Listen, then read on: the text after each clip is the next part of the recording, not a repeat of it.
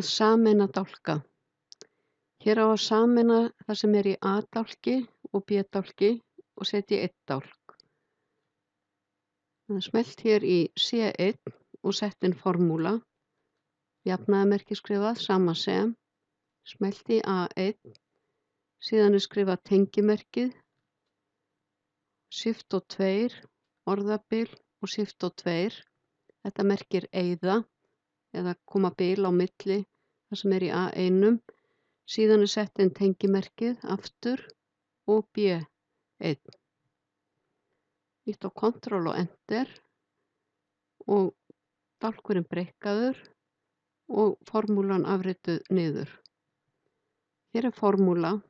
Ef ætlunin að nota textan þá ágætt að smella hér á Copy og fara hér í Paste og haka við Paste Values. Þá ekki lengur formúla í hólfinu og síðan má eyða A og B dálki. Þá þetta komið hér í einn dálk.